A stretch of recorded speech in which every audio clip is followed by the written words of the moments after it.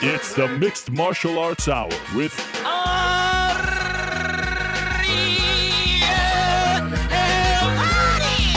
the Mixed Martial Arts Hour back in your life on this Monday, April 20th, 2015. Hello again, everyone.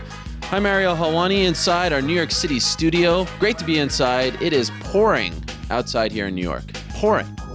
Everyone who came to this area to watch UFC on Fox 15 over the weekend, they were lucky. They had tremendous weather.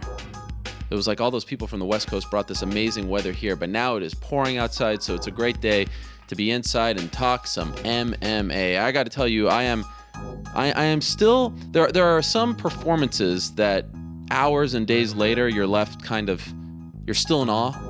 You're still thinking, like, how the hell did that happen? You know, TJ Dillashaw, Renan Barão last year, UFC 173.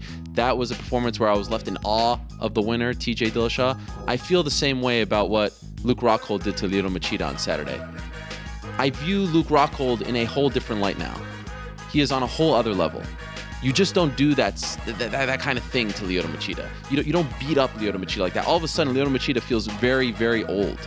An amazing performance. We're going to talk about that, of course, later on in the show.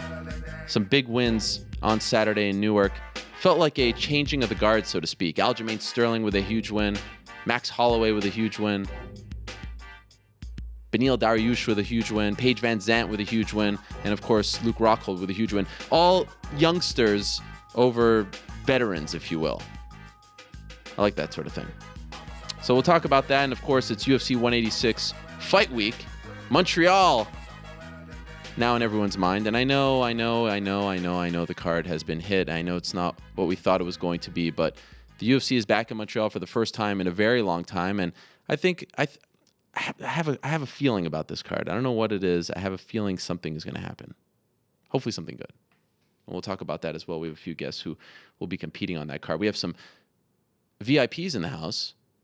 Esther and Casey, the creative duo, the first family, the first couple of mixed martial arts there in the house, and the Forrest Gump of MMA, Andrew Mayer, also in the house. How about that? VIPs here today, watching the MMA Hour in studio. Okay, who's joining us on today's show? Well, we have a packed show as always. At around 3:50, we're going to hear from you, so hit us up using the hashtag TheMMA Hour. Leave a question or comment in the comment section below. We have a lot to discuss. Another very busy week in the world of mixed martial arts, so hit us up right now. A lot of you have done so already. 3:45, we'll go inside the vault. A very fun one from 4 years ago that actually happened on this very show, so stay tuned for that. 3:25, we're going to talk to Sarah Kaufman. A lot of people forget Sarah Kaufman has actually defeated Alexis Davis twice. This is a trilogy fight.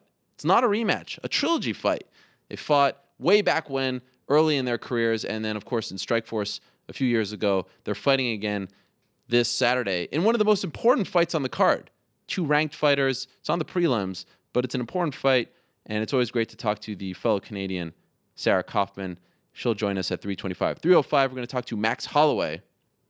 Respect to Max Holloway. A huge win over Cub Swanson. A lot of people thought he wasn't ready for it, but wow, did he prove the doubters wrong. What a win for him. His sixth in a row. He is on a roll and has reached that contender status, in my opinion. I'm curious to see where the great UFC rankers rank him later on today. 2:45, we'll talk to Hector Lombard. This is his first interview since he failed his UFC 182 drug test and, of course, received that pretty lengthy and hefty suspension from the Nevada Athletic Commission. 2:25, we're going to talk to Stefan Patry. If you don't know him, he was the first manager for one GSP, George St. Pierre, also longtime MMA promoter. He manages Steve Bosse, who faces Fabio Maldonado this weekend. He knows a thing or two about the MMA scene in Quebec, so we'll talk to him about that and UFC 186 and his business and all that stuff. 2:05, we're going to talk to Jessica Rakoczy, who returns after a very, very long layoff. She returns this Saturday at UFC 186, the Canadian strawweight. She was in the finals of Tough 20 against Juliana Pena, but she has dropped down from bantamweight to strawweight. 1:45, we're going to talk to John Vellante about his big win, thrilling win over Corey Anderson. He is now $50,000 richer. And at 1:25, we're going to talk to Sean Al-Shadi of MMAfighting.com about the week that was in mixed martial arts and, of course, the week ahead as well. It's great to be back hosting. I was just hosting this past weekend the weigh-in show and the pre-fight show and the post-fight show. Felt great, but it's good to be back here among my people the comforts of the MMA Hour studio, doing what I love to do every single Monday. For now, though, let us go to the first guest of the day. Let's go to the phone lines. He is the newest member of the Bellator MMA team. He just signed last Wednesday to be exact. One of the very best 205-pounders in the world, and now he is switching teams. His name, Phil Davis, Mr. Wonderful. He joins us right now on the phone. Phil, how are you? Hey, what's going on, Ariel? How are you? I'm doing great. Congratulations on the new deal. My first question is, why did you sign with Bellator? Yeah, it seems to be the question everyone likes to ask, and it's to me, it's I think it's like one of the most obvious, but it's like anything, you know. It's fighting is a job for me. I love it, but at the same time, it is what pays the bills, you know. I'm sure you love your job at the MMA Hour, and you would cry if you had to leave. But if there were a reason why you would leave, it might be a job opportunity somewhere else. Am I correct? Sure. Everyone knows it's a business. Have to be more in it, right? What's that? Say it again. But there would have to be more in it. There would have to be something, you know, that would draw you in, you know? Yeah, a reason, right? Yeah, exactly. So it's like anything. So Yeah, go ahead. Correct me if I'm wrong here. You were offered, or at least there were talks of you signing a new deal before the Ryan Bader fight. And the UFC typically, especially when you're dealing with big name fighters, ranked fighters, they don't like you to go into a fight with just one fight left. They try to, you know, have you sign a deal before going into that last fight for obvious reasons. But you decided that you're going to roll the dice and test the water, so to speak. Is that accurate? That is accurate. And then you go into that fight against Ryan Bader, and of course it doesn't go your way. Did you feel as though the gamble didn't pay off? Because, I mean, no secret, if you win, you have more leverage. Absolutely. In some ways, I felt like the gamble didn't pay off. I was like, oh, crap, I might have ruined everything. On the other hand, man, I just kind of live by faith, and, you know, God puts me exactly where he wants me to be.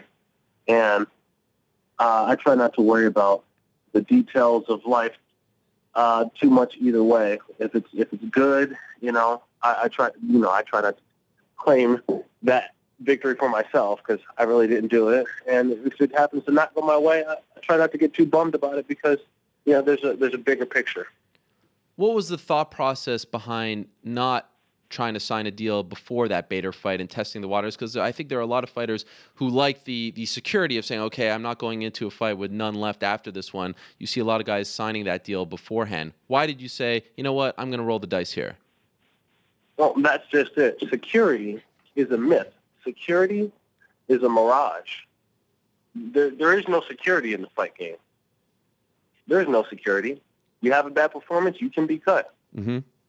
It's as simple as that. You know, it doesn't matter if you're, you know, older guy, newer guy, half other than ninth. You know, you can be cut based on your performance, and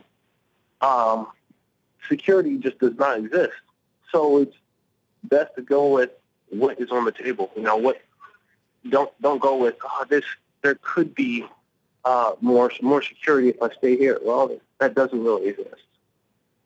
Was a part of the thought process, you know, maybe the deal wasn't what you wanted? Like if they would have offered you a tremendous amount of money, a tremendous deal, would you have taken it? Or no matter what, you were going to go into that fight and afterwards as a free agent, you weren't going to sign anything?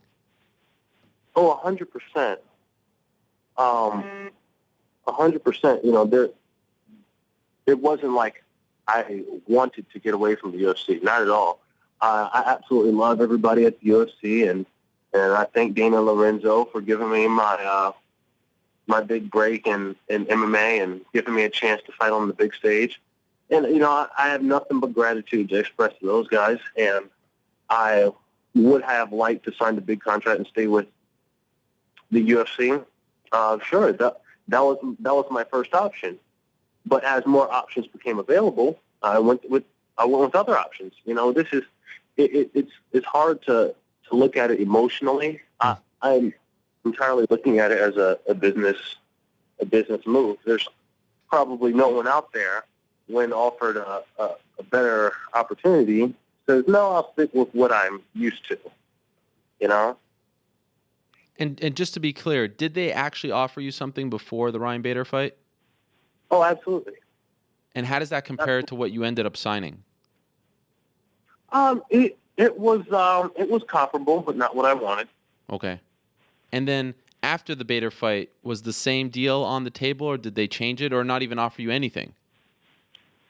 No, after the Beta fight, the same deal was on the table. Like I said, everybody at the UFC, this is not a parting of ways where, I hate you, you hate me, where I'm out of here, I quit kind of deal. No, Right. not at all. The guys at the UFC, they're businessmen, and they're running the organization. And, same thing. I'm a businessman, and I run my own business. And so this offer that you signed with Bellator, is it better than the deal that they offered you? I'm sorry? The offer that you signed with Bellator, the contract that you signed with Bellator, is it better than the UFC's deal? I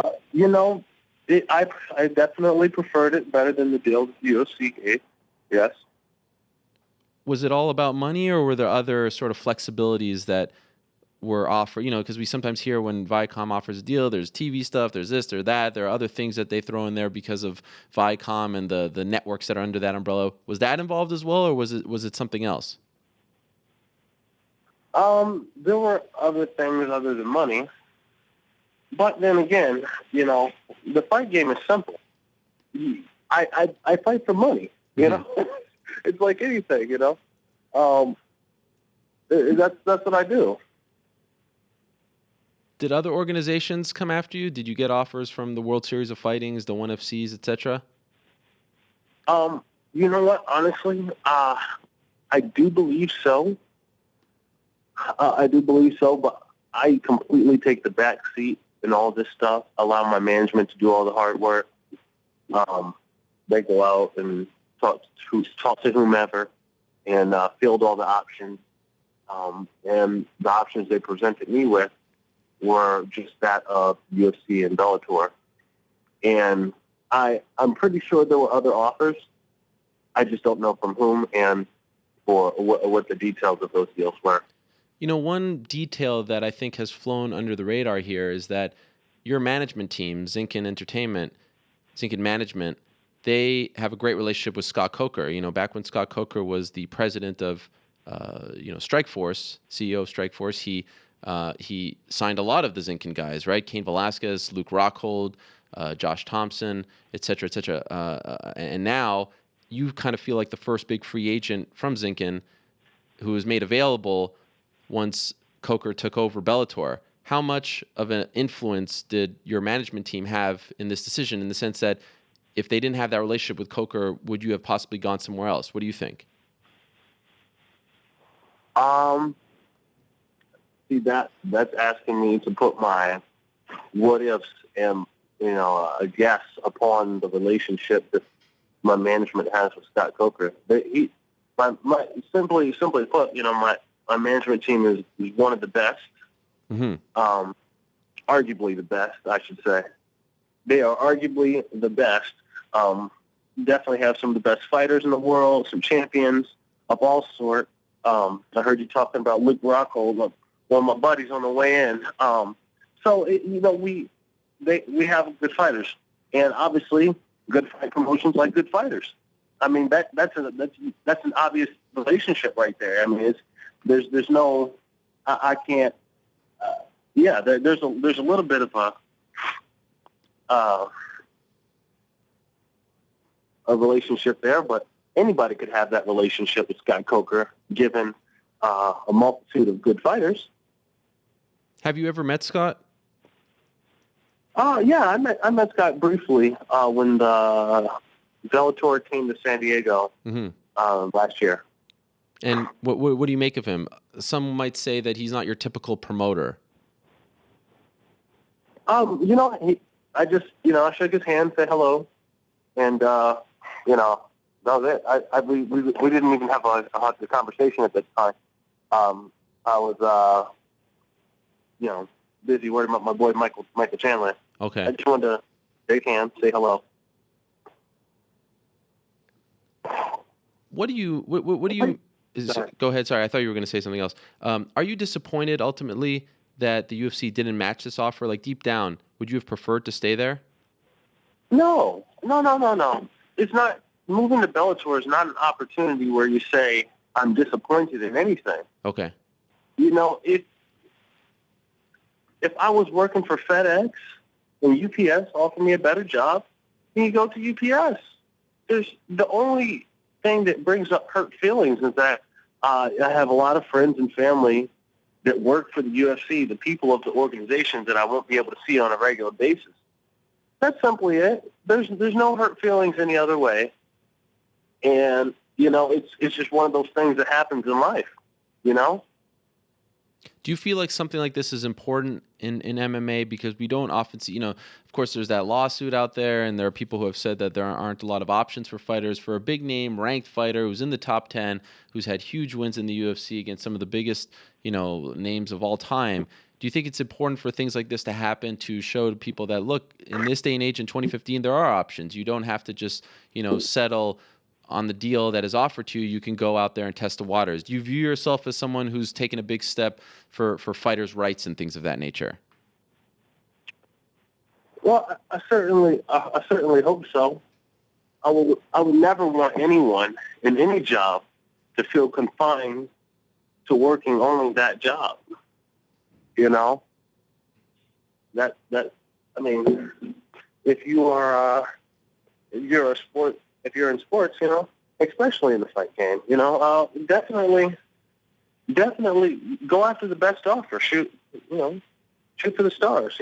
As fighters, you definitely want to, especially when you perform well, you want to get compensated well.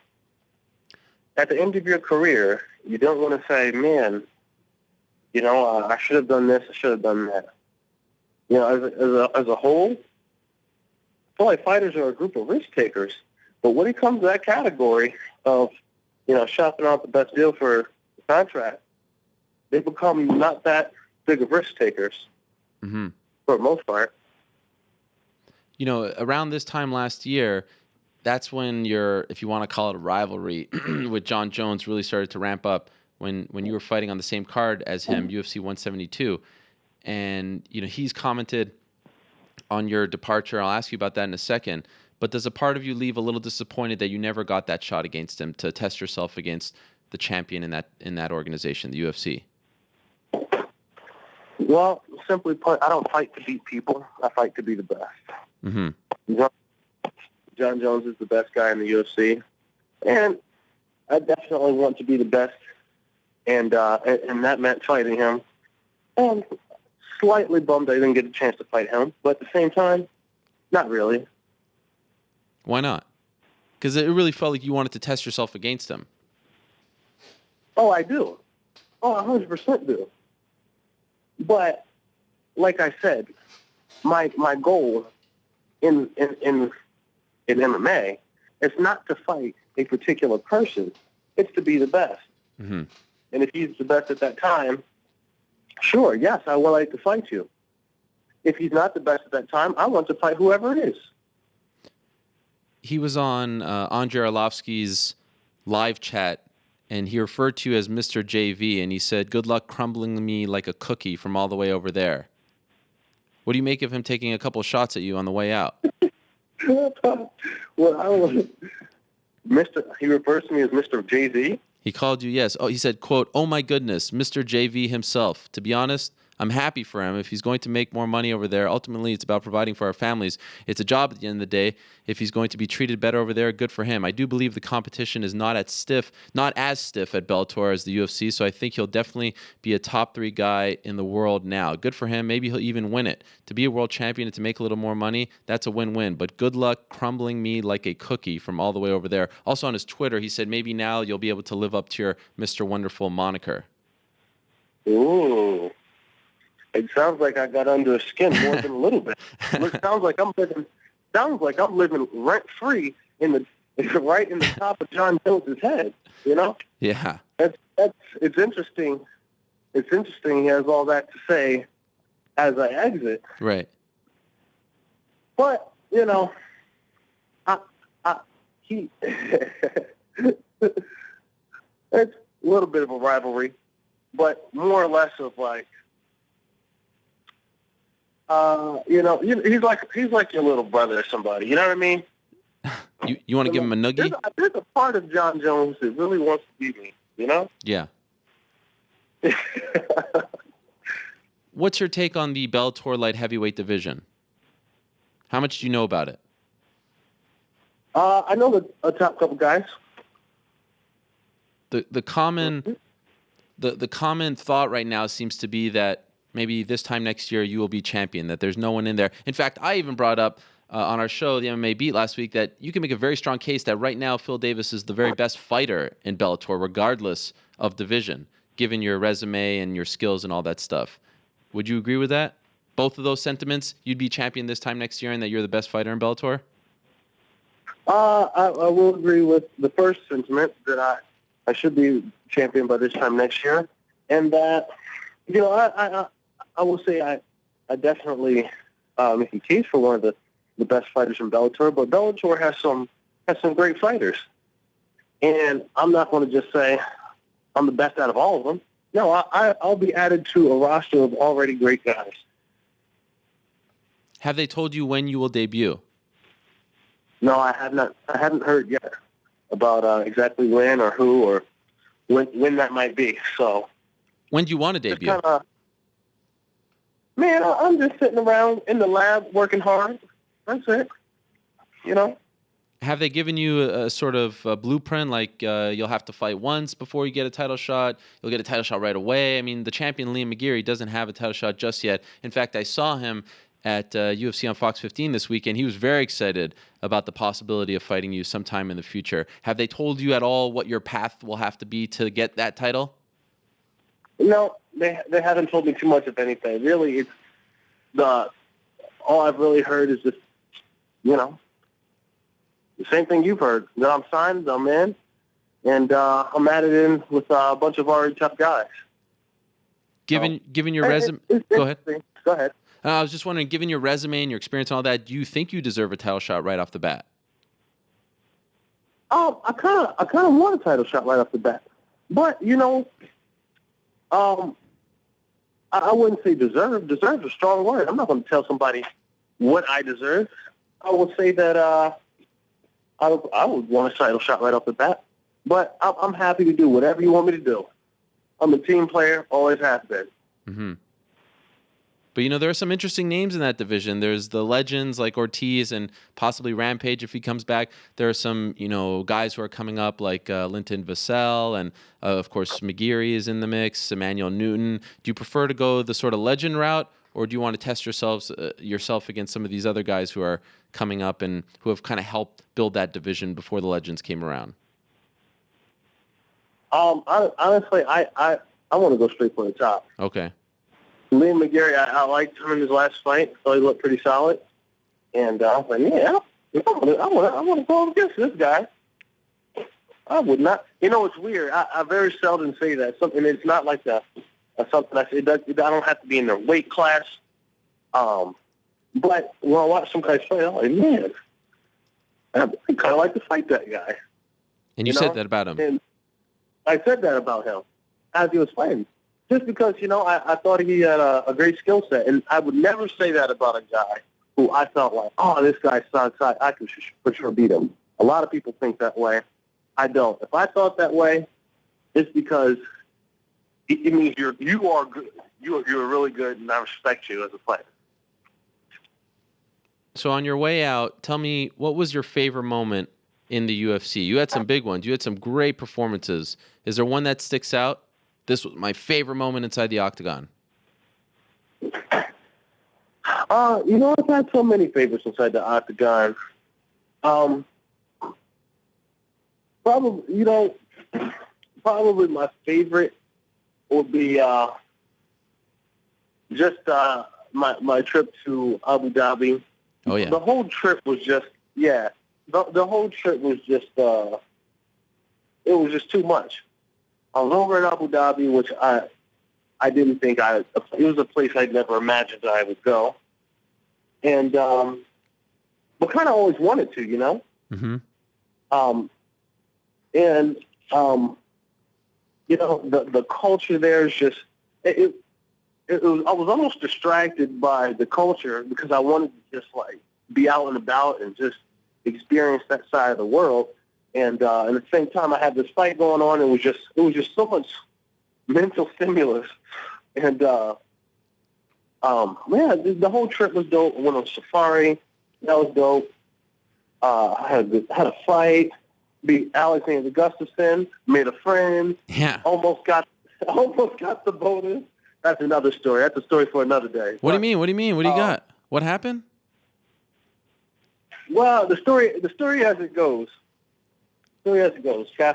So, Joe Silva. Joe Silva comes up to me after I win. He goes, "Hey kid, you probably got fight of the night or submission of the night." Okay. I'm like, "What? Submission of the night? That's dope. What? You know what I mean?" And I was especially jacked because I think it was like 70 grand. Okay. And at this point, I'm fresh out of college. I still got student loans, So I was like, oh, great. I'm going to pay off all my loans. This is perfect. So I'm in the back, like, crunching numbers. All right, first I'm going to pay off this. I'm pay off the car. I'm like, seriously, like, crunching numbers in the back, right? Okay. And then, Mark Munoz goes out and almost gets submitted by Kendall Grove. And I'm like, Mark, come on. No, Mark, don't go out like this. Mark, he's going to take my money, please. No. And then Mark doesn't get submitted. And right before the co-main, Rafael Dos Anjos pulls off an armbar. And I'm like, I don't know. I don't know if that armbar did it. And so as the night goes on, no more submissions. End of the night comes. I'm still confident I got the submission of the night. And then they tell me that I didn't get it. And they told me the story.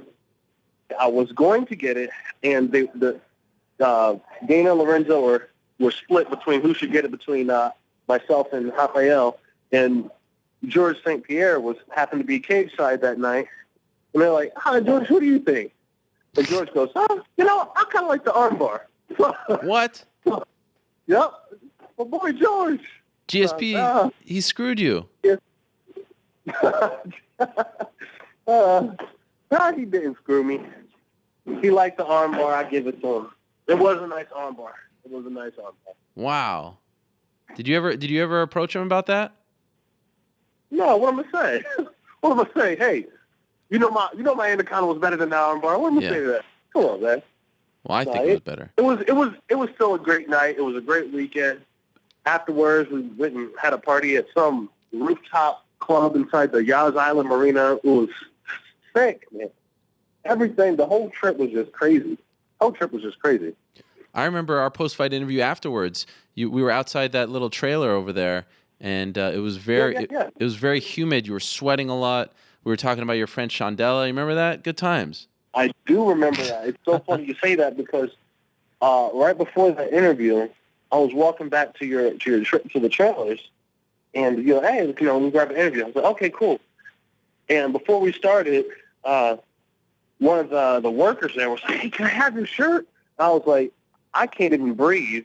The shirt is completely soaked. I was just about to take it off after we got done, but lady was like, "Can I please have it?" So I gave her my shirt, and then you and I looked like I was just all sweaty in the interview with you. Do you remember that? Of course, you were glistening. Glistening. I'll never forget it. Good times. Phil, Good time. Very happy for you. Congratulations. Mazel tov, as my people say. I look forward to your debut. I look forward to your run in Bellator. It was great watching you and covering you in UFC, and I think this is an interesting new chapter for you. So all the best, and we will be following you closely over there in Bellator. So all the best again, and thank you very much for coming on. I know you're about to go to practice. We appreciate the time very much. Yeah, thank you. All right, there he is, Phil Mr. Wonderful Davis, the newest member of the Bellator MMA light heavyweight division. It's going to be interesting to see how quickly he moves up the ladder over there. Again, you can make a very strong case that he is right now the best fighter in that entire company, given his resume and his skill set.